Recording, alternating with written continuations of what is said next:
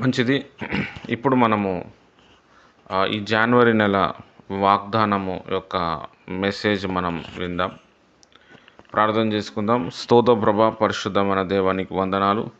ఈ నూతన సంవత్సరంలో, ఈ నూతన నెలలో ప్రభా మీరు మాతో మాట్లాడు, మమ్మల్ని దర్శించు.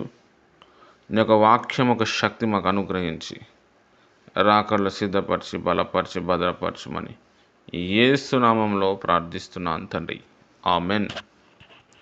మంచిది. గలతీయులకు రాసిన పత్రిక అందరు కూడా దయచేసి తీయండి. Page number 171. గలతీయులకు రాసిన పత్రిక 5వ అధ్యాయము 5th చాప్టర్. గలతీయులకు రాసిన పత్రిక 5వ అధ్యాయం, కొత్త నిబంధన, పేజ్ నెంబర్ 171, 171.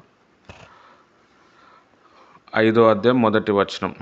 ఈ స్వాతంత్రమును అనుగ్రహించి క్రీస్తు మనను స్వతంత్రునిగా చేసి ఉన్నాడు. చాలు. హల్లెలూయా. దేవుడు మనల్ని స్వతంత్రునిగా చేసిండు. మనం 2024 ప్రేయర్ చేసినాం, 2023 ప్రేయర్ చేసినాం. దేవుడు ఈ 2025ని మనని స్వతంత్రునిగా చేసిండు. ఈ సంవత్సరం మొత్తంలో మీరెవ్వరు కూడా చచ్చిపోరు. మరణగండాలు వస్తాయి కానీ మరణం మాత్రం రాదు. మీ ఇంటోళ్ళు చచ్చిపోరు, మీరు కూడా చచ్చిపోరు. దేవుడు అట్లా కాపాడుతాడు. దేవుడు ఆయుష్ పెంచిండు. దాని తర్వాత పోయిన సంవత్సరం ఏవైతే బంధకాలు ఉన్నాయో, ఏదైతే డిస్టర్బెన్స్ ఉందో, ఏదైతే వేదన ఉందో, ఏదైతే మనం భారం భరించినామో ఈ సంవత్సరం అది కనబడదు. పోయిన సంవత్సరం మనం ఎంత ఏడ్చినామో, ఎంత బాధపడినామో అంతగా సంతోషంగా ఈ 2025 ఉంటుంది. పోయిన సంవత్సరం మనం చేసిన ప్రేయర్స్ ఏవైతే ఉన్నాయో వాటి అన్నిటికీ ఈ 2025లో జవాబు వస్తుంది. హల్లెలూయా. క్రీస్తు మనలను స్వతంత్రునిగా చేసి ఉన్నాడు. డైరెక్ట్ ఎవరో కాదు, ఎవరో పాస్టరో లేకపోతే ఎవరో వ్యక్తియో ఎవరో తల్లో తండ్రో కాదు. డైరెక్ట్ దేవాది దేవుడే నిన్ను విడిపించిండు అంతే. ఈ 2025లో ఈ జనవరి నెలలో చాలా మూమెంట్ వస్తుంది. చాలా కొత్త విషయాలు మీరు తెలుసుకుంటారు. తర్వాత చాలా కొత్త అనుభవం, కొత్త ఫ్రెండ్స్, కొత్త రుచులు, కొత్త పద్ధతులు, కొత్త స్థలాలకు వెళ్ళటం అంతా కూడా కొత్తగా ఉంటుంది. అసలు ఎక్స్పెక్ట్ చేయం. ఫ్రెష్గా ఉంటాం, రీఫ్రెష్ అవుతూ ఉంటాం. ఒకప్పుడు పని చేసినప్పుడు బాగా అలసట వస్తుంటుంది, నిద్ర రాదు. పని చేస్తూ ఉన్నప్పుడు ఏదో భారము వేదన ఉంటుంది. ఈ 2025 మొత్తంలో ఫస్ట్ ఈ జనవరి నెలలో నువ్వు ఎంత పని చేసినా ఇంకా పని చేయాలనిపిస్తుంది. నెమ్మది వస్తుంది. బాడీలో చాలా యాక్టివ్నెస్ అనేది పెరుగుతుంది. భరించటం, సహించటం, ఇవన్నీ తత్వాలు పెరుగుతూ ఉంటాయి. మనం ఒక గాల్లో తేలుతున్న అనుభవంలోనికి మనం వస్తాం.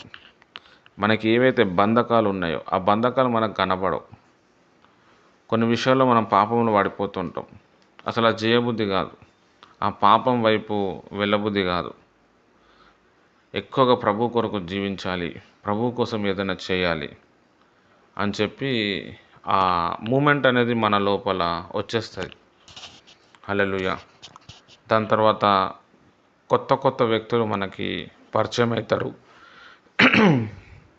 వాళ్ళు కనిపించినప్పుడు వాళ్ళ ఆత్మలో ఏదైతే భారము వేదన, వాళ్ళ ఆత్మలో ఏదైతే ప్రాబ్లం ఫేస్ చేస్తారో మనకు అర్థమైపోతుంది.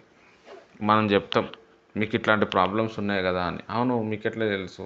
దేవుడు తీసేస్తాడు, మీరు మంచిగా అయిపోతారు అని మనం చెప్తాం. బాగా భయంకరంగా ఆత్మ నడిపింపు వస్తుంది. భయంకరంగా మనము వాడబడతాం. హల్లెలూయా. ఒంటరిగా ఉన్నప్పుడు కూడా చాలామంది వేదనతో బాధతో నేను ఎవరి కోసం బ్రతకాలి, ఎందుకు బ్రతకాలి అని అనుకుంటాము.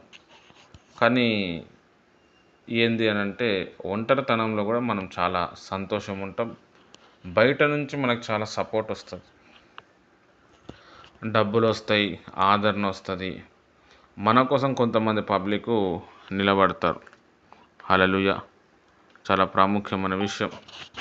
కాబట్టి దేవుని ప్రియమైన వారలారా, దేవుడు ఈ నెలలో మిమ్మల్ని ఈ విధముగా దీవించబోతున్నాడు. కాబట్టి ధైర్యంగా ఉండండి, మనసారా ప్రార్థన చేసుకోండి. దేవుడి మాటలు దీవించునుగాక. ఆమెన్.